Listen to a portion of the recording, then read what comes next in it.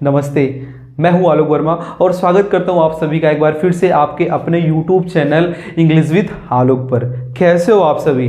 आशा करते हैं बहुत ही बढ़िया होंगे और अपनी परीक्षा की तैयारी बहुत ही ज़बरदस्त तरीके से कर रहे होंगे, मन लगा करके पढ़ाई कर रहे होंगे और आप अपने सेहत का भी विशेष ध्यान दीजिए। क्योंकि क्या होता है ना कि बच्चे थोड़ा मेंटली प्रेशर में आ जाते हैं। सो आपको मेंटली प्रेशर नहीं लेना है भाई। आपने तो लगातार परीक्षा ही तो दी है, आपने प्री बोर्ड भी दिया, उसके पहले छमाही दिया, तिमाही दिया, तो आदत तो बनी हुई है भाई, डरना किस बात का। सो एकदम बेफिक्र होके परीक्षा की तैयारी करिए और हाँ, तैयारी भी ऐसी करिए कि लगे कि हमारी परीक्षा कल ही है। तो आज की क्लास भी बहुत ही इंपॉर्टेंट, बहुत ही खास है। मैं कक्षा 12 वाले बच्चों से गुजारिश करता हूं कि आपको इस वीडियो को जरूर देखना चाहिए। जी हाँ, जरूर से जरूर देखना चाहिए, क्योंकि आज मैं चार टॉपिक एक साथ कवर किया हूं और इन 4 टॉपिक्स के बारे में इसी वीडियो में बताने वाला हूं। क्योंकि आप होता क्या है, थोड़ा कंफ्यूज रहते हैं कि हम क्या पढ़ें क्या ना पढ़ें, फिर खोजते रहते हैं। सो मैंने सोचा कि चलो एक वीडियो में सब कुछ प्रोवाइड करा दिया जाए। तो मैं आपको यहाँ पर नरेशन, ट्रांसफॉर्मेशन, सिंथेसिस और सिंटैक्स जैसे ज़बरदस्त टॉपिक्स लेकर के आया हूँ और उनके जरिए जो क्वेश्चन पूछे जाते हैं वो भी मैं बताने वाला हूं। एक चीज है, बहुत आपको हेल्प मिलने वाली है, इसलिए मैं रिक्वेस्ट कर रहा हूं आपको वीडियो पूरा वॉच करना चाहिए। और कक्षा 12 वाले बच्चों से मेरी विनम्र निवेदन है कि आपको वीडियो पूरा देखना है। सो आज का वीडियो इसी पर है और 4 के 4 टॉपिक कवर करने वाले हैं। तो जाहिर सी बात है, एक नंबर की वीडियो आज होने वाली है। वीडियो बस आपको मस्ट वॉच होना चाहिए, अच्छा वीडियो होगा, देख करके जाइएगा, ठीक है। क्योंकि मेहनत तो हम आपके लिए ही तो कर रहे हैं कि आप अच्छे से नंबर पाओ, अच्छे से पढ़ के जाओ, कोई दिक्कत ना हो ना। तो चलिए शुरू करते हैं आज की। लिखा है, ही सेड टू मी, वह मुझसे बोला, प्लीज हेल्प मी, वह मुझसे बोला कि कृपया मेरी मदद करो। तो यहाँ पे किसका इस्तेमाल हुआ है? प्लीज का इस्तेमाल हुआ है। भाई जब किसी वाक्य में प्लीज का प्रयोग होता है तो वो वाक्य इंपरेटिव सेंटेंस होता है और इंपरेटिव सेंटेंस का नियम ये बोलता है कि भैया वाक्य का जो सेंस आ रहा है ना, उसी के अकॉर्डिंग हम रिपोर्टिंग वर्बों को क्या करते हैं? बदलते हैं। अब कैसे बदलेंगे? सबसे पहले हम सब्जेक्ट लिखते हैं और इसका सेंस आ रहा है रिक्वेस्ट का, तो सेड टू चेंज होगा किसमें? रिक्वेस्टेड में चेंज हो जाएगा। सो यहां पे रिक्वेस्टेड हो जाएगा। फिर ऑब्जेक्ट क्या है? मी है। उसके बाद इन्वर्टेड कॉमा दिख रहा है। इंपरेटिव सेंटेंस में हम इन्वर्टेड कॉमा को टू से हटाते हैं। किससे हटाते हैं? टू से हटाते हैं। तो यहां लिखा जाएगा टू। उसके बाद क्या बच रहा है? इसको रिमूव करना है, क्योंकि इसी की वजह से यहां पे रिक्वेस्टेड का प्रयोग हुआ है, तो स्वतः सेंस में आ जाएगा प्लीज। अब इसके बाद देखो, हेल्प को हम यहां लिख देते हैं और मी चेंज होगा किससे भैया? ही से चेंज होगा, क्योंकि फर्स्ट पर्सन हरदम रिपोर्टिंग वर्ब के सब्जेक्टवा से बदलत है। अब सब्जेक्टवा से बदले का मतलब ही है ना कि भैया रिपोर्टेड स्पीच के अंदर चाहे जोन प्रोनाउन रहे, समझ रहे हैं, चाहे जिस भी तरह का प्रोनाउन हो, उसका जो केस होगा वो ससुरा उसी को बदलेगा अपने में, और जिस नंबर में होगा उसको उसी नंबर में बदलना पड़ेगा। तो मी भैया सिंगुलर है तो ही भी इत्तेफाक से सिंगुलर है, लेकिन मी ऑब्जेक्टिव में है, ही नॉमिनेटिव केस में एक लोचा है, यहाँ पे ही को बदलना पड़ेगा। फिर किसमें? मी वाली केस में। तो ही नॉमिनेटिव, इसका ऑब्जेक्टिव केस क्या होता है? ही का हिम हो जाएगा। सो यहाँ पे सेंटेंस आपका रेडी हो गया। तो he requested me to help him, उसने मुझे भैया उसकी मदद करने के लिए क्या किया? रिक्वेस्ट किया, प्रार्थना किया, ठीक है। तो ये पहला सेंटेंस आपका तैयार हो गया है। दूसरा देख लीजिए क्या लिखा है? She said how beautiful is the rain. अब ये वाक्य कैसा है? देखो यहाँ पे कुछ समझ में आ रहा है कि नहीं आ रहा? हाँ, समझ में आ गया। ये वाक्य एक्सक्लेमेटरी है, ये एक्सक्लेमेटरी सेंटेंस है और एक्सक्लेमेटरी सेंटेंस का भाई नियम कुछ अलग होता है, इससे तो बिल्कुल अलग ही है। अब कैसे चेंज करना मैं आपको इसी वीडियो में समझा रहा हूं और इसी वाक्य के जरिए समझ में आ भी जाएगा। तो सबसे पहले क्या लिखेंगे हम? सब्जेक्ट तो लिख ही देंगे, लेकिन देखेंगे क्या हो रहा है यहाँ पे। How beautiful is the rain, मतलब ये जो बारिश है भाई कितनी सुंदर हो रही है या कितनी सुंदर है। तो यहाँ पे शायद खुशी का भावना प्रकट हो रहा है, थोड़ा जॉय हो रहा है, उसने एंजॉय करते हुए बोला है। तो यहाँ पे क्या होगा? सी एक्सक्लेम्ड, क्या हो जाएगा? सी एक्सक्लेम्ड विथ जॉय, ठीक है। आप अपने हिसाब से जैसा भी आपको बारिश लगती हो ना, उस हिसाब से आप ये बदल सकते हो, पर मुझे लगा कि यहाँ पे थोड़ा अच्छा माहौल है, खुशनुमा माहौल है, तो मुझे लगा कि यहाँ पर ये जॉय कर रही है, सो मैंने जॉय लगा दिया। तो क्या होता है यहाँ पे रिपोर्टिंग वर्ब को हम बदलते हैं एक्सक्लेम्ड करके, और वाक्य का जिस तरह का भाव होता है, अगर खुशी का भाव है तो जॉय कर देंगे, अगर दुख का भाव है तो सौरो कर देंगे, से वैसे ही चेंज करते हैं। तो यहाँ पे जॉय कर दिया गया। इन्वर्टेड कामा को किससे हटाएंगे हम? दैट से हटाएंगे। अब सबसे बड़ा लफड़त इकरे अंदरवा है, कैसे बदलना है इसको? तो भैया हम एक्सक्लेमेटरी सेंटेंस को सबसे पहले क्या करते हैं? असर्टिव में चेंज करते हैं। किस में बदलते हैं? असर्टिव में चेंज करते हैं। और जब असर्टिव में बदलते हैं ना, तो एक सब्जेक्ट आना चाहिए, और सब्जेक्ट क्या हो सकता है? द रेनवा है, ये देखो द रेन। अब इज का क्या हो जाएगा? वॉज। क्या हो जाएगा? वॉज। अब बचा का हाउ ब्यूटीफुल। इसका नियम यह है कि जब भी हाउ का प्रयोग किसी एडजेक्टिव के साथ हो, बात समझ रहे हो, जब भी हाउ का प्रयोग, ये ब्यूटीफुल का है कि एडजेक्टिव ही तो है, जब भी हाउ का प्रयोग किसी एडजेक्टिव के साथ हो तो उस हाउ को हम वेरी में चेंज करते हैं। तो कैसे हो जाएगा? द रेन वॉज वेरी, और फिर जो एडजेक्टिव दिख रहा है उसको एज इट इज उतार देंगे। तो आपका ये सेंटेंस बनके तैयार हो गया। क्या लिखा है? She exclaimed with joy that the rain was very beautiful. आपको यदि एक्सक्लेमेटरी सेंटेंस डायरेक्ट नरेशन में दिखता है तो बहुत ही भैया सूझबूझ का परिचय देना है, जल्दबाजी तनिक भी नहीं करनी है। पहले वाक्यों को असर्टिव में बदलना जरूरी होता है। अगर आपको इस तरह के वाक्य दिखाई दे, तो अगर आपको हाउ और वर्ड दिखता है उसके बाद एडजेक्टिव आता है, तो वर्ड और हाउ को वेरी में चेंज कर दीजिए। सो आपका ये दूसरा सेंटेंस भी बन गया। तीसरा क्या लिखा? माई मदर सेड, मेरी माँ ने बोला, मैन इज मोर्टल। मोर्टल का मतलब जानते हो क्या होता है? नश्वर। नश्वर का मतलब ये होता है कि एक दिन हमको मरना पड़ेगा। तो यहां पे क्या है भैया? ये सर्वकालिक सत्य है। कैसा सत्य है? सर्वकालिक सत्य है। दुनिया में हर एक व्यक्ति को इस बात के बारे में पता है कि हमें मरना है। अगर ऐसा बोला जाए, अगर इसके टेंस को हम चेंज कर दें, मैन वॉज मोर्टल, मनुष्य नश्वर था, का मतलब अब हम लोग अमर हो गए हैं क्या? अब हमको मरना नहीं है क्या? ऐसा नहीं है। तो ये सर्वकालिक सत्य है। और जब भी आपको historical fact, proverbs, mathematical fact, historical fact और क्या बोलते हैं यूनिवर्सल ट्रूथ आपको देखने को मिलता है ना, तब उसके टेंस में कोनो चेंज नहीं करते हैं। तो एक बात तो आप समझ गए होंगे कि ये क्या है? यूनिवर्सल ट्रूथ है। और यूनिवर्सल ट्रूथ भैया कब्बो नहीं बदलत। बात समझ गए? तो my mother said that man is mortar, कुछ नहीं बदलने वाला, मैंने बोल दिया ना। बस इन्वर्टेड कामा को हटाइए, दैट का प्रयोग करिए, बस खत्म कर दीजिए काम। उसके आगे आपको कुछ करना वरना नहीं है। ठीक है, नेक्स्ट देखो क्या लिखा? The teacher said to me go away at once. मतलब अध्यापक सर जी बड़े गुस्से में हैं और बोल रहे हैं निकल लो, ऐसे खसको यहाँ से, मतलब गुस्से में बोल रहे हैं। और ये वाक्य कैसा है? इंपरेटिव है। और इंपरेटिव सेंटेंस का जो भाव होता है ना, रिपोर्टिंग वर्ब, वैसे ही चेंज होती है। तो सेड टू किस में बदलेगा? सर जी जब गुस्से में बोल रहे हैं तो ऑर्डर ही होगा, जाहिर सी बात है ना। तो यहाँ पे क्या लिखा जाएगा? The teacher ordered, the teacher ordered me. उसके बाद क्या लगेगा? To go away at once. ये रहा सेंटेंस आपका।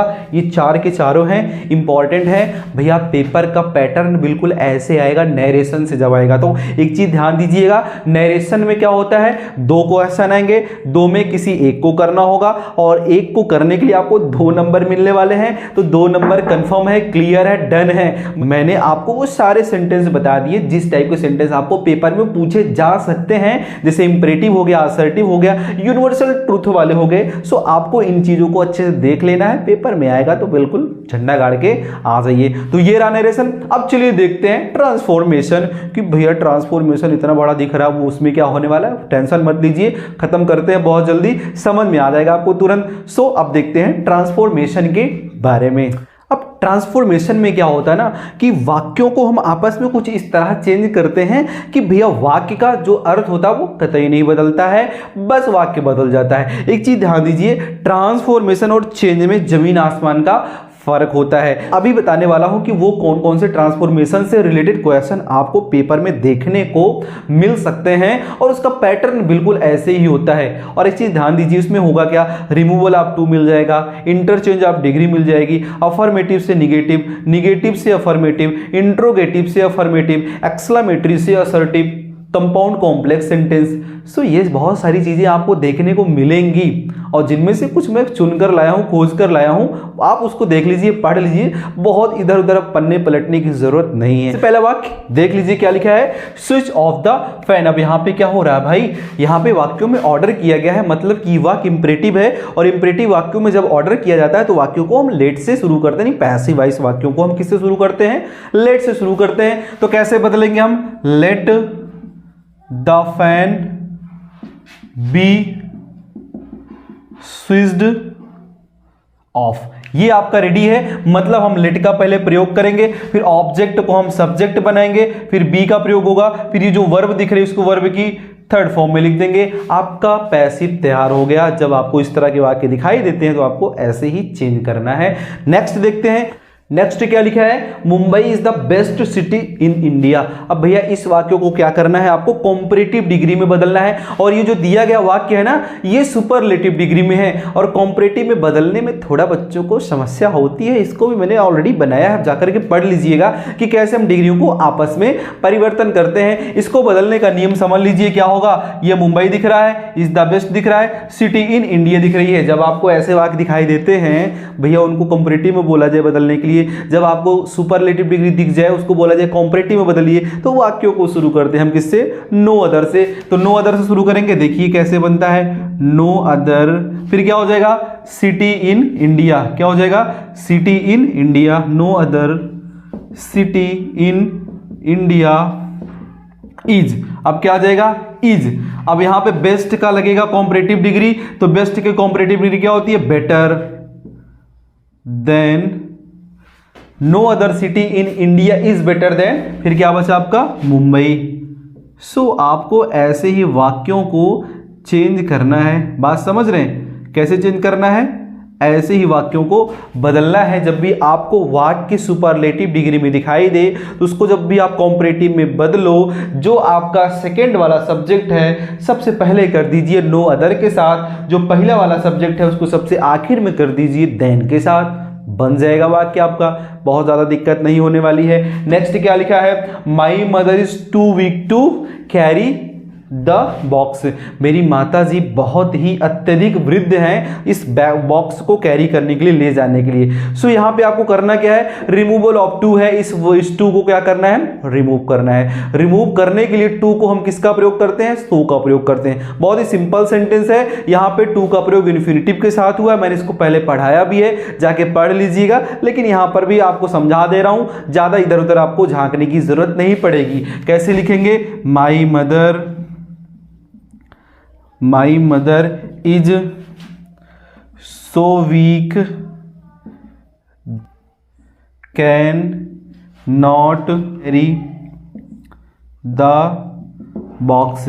यहां पर आप देख लीजिए कि कैन नॉट का प्रयोग क्यों हुआ है, यहां पे कुड नॉट का भी प्रयोग होता है। कब होता है, जब ये आपकी वर्ब वॉज में हो, अगर ये वॉज में होगा तो कुड नॉट हो जाएगा, इज में है तो कैन नॉट रहेगा। सो आपको ऐसे ही इन वाक्यों को चेंज करना है। जब भी आपको रिमूवल ऑफ टू दिखे तो टू को सो में रिमूव करिए, बाकी जैसे मैंने चेंज कर लिया है इसको आप अच्छे से जाकर देखिएगा, पढ़िएगा, समझिएगा। आई होप कि ये चीजें आपको समझ में आ गई होंगी। अब चलिए थोड़ा आगे बढ़ते हैं और सिंथेसिस की तरफ चलते हैं। एक और खतरनाक जबरदस्त चीज है, सिंथेसिस की तरफ चलते हैं और सीखते हैं कि कैसे हम वहां पे सिंथेसिस करते हैं। लीजिए अब सिंथेसिस की तरफ हम आ गए। देखिए एक चीज मैंने देखा है कि जब बच्चे सिंथेसिस की तरफ जाते हैं तो थोड़ा डर जाते हैं, सहम जाते हैं, सर सिंथेसिस नहीं समझ में आ रहा है। डोंट वरी, कीप कॉम यार, कहे इतना परेशान हो, शांति बनाए रखो, परेशान मत रहिए, आ जाएगा, ठीक है। और मैं जो बताने वाला हूं ये तो पक्की बात है, आ जाएगा। आएगा तीनों में से एक आएगा, लेकिन दो चीज कंफर्म रहेगा, या तो कंपाउंड कॉम्प्लेक्स रहेगा या तो सिंपल कंपाउंड रहेगा या फिर सिंपल कॉम्प्लेक्स रहेगा। तो दो चीज मैं आपको बता देता हूं कि कैसे बदलना है, फिर परेशान नहीं होने वाले आप, फिर आपको कोई परेशानी नहीं होने वाली है। सेंटेंस नंबर 1 देख लीजिए, लिखा क्या है, I finished my work, I shut the door. मैंने अपना काम खत्म किया, फिर मैंने दरवाजा बंद कर लिया। अब भैया दो टू सिंपल सेंटेंस है और फिर भी बोल रहा है कि सिंपल बनाओ, अभी इसका पेट नहीं भरा है, बोल रहा है कि फिर से सिंपल बनाओ।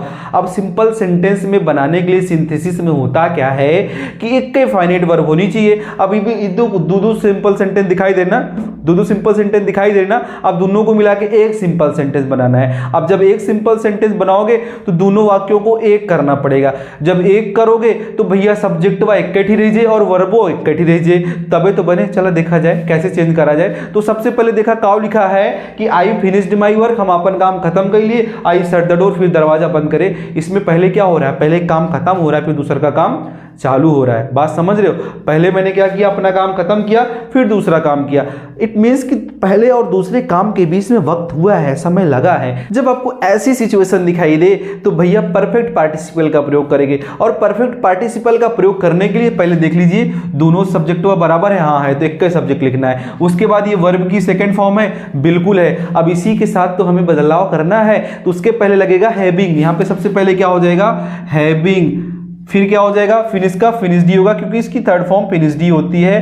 Having finished my work I shut the door. आप देखो बन गया ना, ये सिंपल सेंटेंस बन गया कि भैया काम खत्म करते ही मैंने दरवाजा बंद कर दिया। तो यहां पे ये देखो आपको वर्ब दिख रही है और ये आपका हैविंग से वाक्य शुरुआत हो गई है। सिंपल सेंटेंस बन गया। जब भी आपको एक काम से दूसरे काम के होने में स्पेस दिखाई दे और सब्जेक्ट एक हो तो वहां पे जो आपको पहला वाला सब्जेक्ट है रिमूव करना है, उसकी बाद वाली वर्ब को वर्ब की थर्ड फॉर्म में बदलना है और वर्ब की थर्ड फॉर्म को बदलने से पहले हैविंग का प्रयोग करिए, बाकी सब ऐसे ही लिख दीजिए, आपको ऐसे चेंज हो जाएगा। नेक्स्ट क्या लिखा है, I met a man he gave me a book. मैं एक व्यक्ति से मिला, ही गेव मी अ बुक, वह मुझे एक किताब दिया। अब इसको किस में बदलना है, कंपाउंड सेंटेंस में बदलना है। अब कंपाउंड सेंटेंस मतलब भैया एक सिंपल सेंटेंस और एक भैया कोनो कोऑर्डिनेटिंग कंजंक्शन से कोऑर्डिनेटिंग क्लॉज बनाना पड़ेगा। तो कैसे बनेगा चलो देख लेते हैं। एम हमका लगता है रिलेटिव कंजंक्शन आए, क्यों, क्योंकि यहाँ पे किसी व्यक्ति के बारे में बात हुई है और इस केस में हु का प्रयोग ज्यादा देखा जाता है। तो सबसे पहले क्या लिखेंगे हम, आई मेट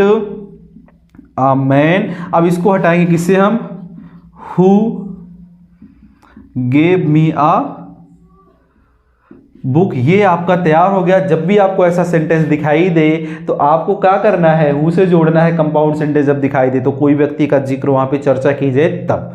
तो ये आपका सेंटेंस रेडी। ई वाला सेंटेंस देखो क्या लिखा है, ही जम्प्ड अप, वह ऊपर कूदा, ही रैन अवे, वह भागा। इसका मतलब पहले और दूसरे काम के होने में रच्चो समय नहीं लगा। इसको बदलने के लिए हमें वर्बवा का दिख रही है, जंप दिख रही है ना, इसको हमें प्रेजेंट पार्टिसिपल करना है, वर्ब की फोर्थ फॉर्म। और देखो सब्जेक्ट बराबर है, जी हाँ, तो ये वाला सब्जेक्ट लिखा जाए, इसको क्या कर देंगे हम, काट देंगे। तो क्या हो जाएगा, जंपिंग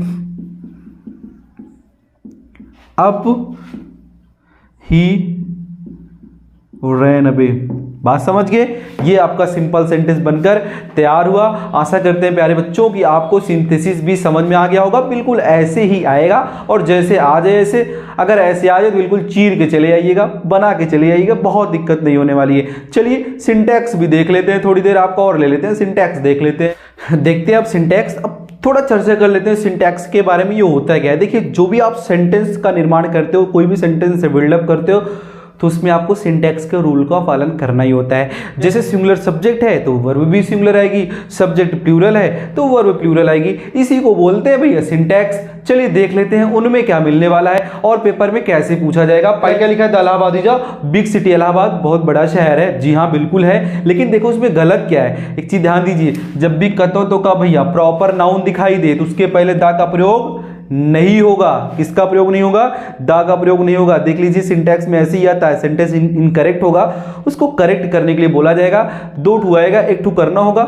समझ लीजिए कैसे करना है। तो दा नहीं लगेगा, क्या लिखा जाएगा, Allahabad is a big city. The को आपको नहीं लिखना है। दूसरा, you are junior than me. क्या लिखा है, you are junior than me, तुम मुझसे जूनियर हो। ध्यान दीजिएगा, जूनियर सीनियर के बाद कभी भी देन का प्रयोग नहीं होता है। किसका प्रयोग होता है, टू का प्रयोग होता है। You are junior to me. अब सही है, आपको आंसर ऐसे ही लिखना है, लिखना पड़ेगा you are junior to me. तीसरा देख लीजिए, cow is the useful animal, गाय जो है बहुत ही यूजफुल जानवर है, बिल्कुल है, क्योंकि गाय से दूध मिलता है, छाछ मिलती है, घी मिलता है, मक्खन मिलता है, बहुत सारे फायदे हैं गाय को पालने का। ठीक है, तो यहां पर देख लीजिए गलत क्या है, हमें देखना है गलत क्या है। भाई चीज देख लीजिए, यहां पे काउ के पहले आर्टिकल नहीं लगा है, आर्टिकल लगेगा, कौन सा लगेगा, दा लगेगा। क्यों लगेगा, क्योंकि जब भी कोई नाम, कोई कॉमन नाउन पूरी जाति के बारे में बता रहा हो, काउ क्या है, कॉमन नाउन है ना, और कॉमन नाउन के पहले भाई हम किसका प्रयोग करेंगे, दा का प्रयोग करेंगे। तो यहां पे दा का प्रयोग हो जाएगा, तो हो जाएगा दा cow is the useful animal, ये करेक्ट हो जाएगा। सो आपको ऐसे सिंटैक्स में पेपर में देखने को मिलेगा, दो आएंगे, एक करना होगा, 2 नंबर का मिलेगा। तो आशा करते हैं कि आपको ये वीडियो पूरी समझ में आई होगी। अगर वीडियो पूरा अच्छा लगा है तो लाइक करिए, दोस्तों को शेयर करिए, चैनल को नहीं सब्सक्राइब किए। मैं देखता हूं कि जो देखने आते हैं वीडियो ज़्यादातर अनसब्सक्राइब ही होते हैं। सो प्लीज़ आपसे रिक्वेस्ट है, वीडियो अच्छी लग रही है तो सब्सक्राइब करिए। सो आप ज़रूर चैनल को सब्सक्राइब कर लीजिए। मिलते हैं नेक्स्ट वीडियो में, लेते हैं आपसे विदा, तब तक जय हिंद जय भारत।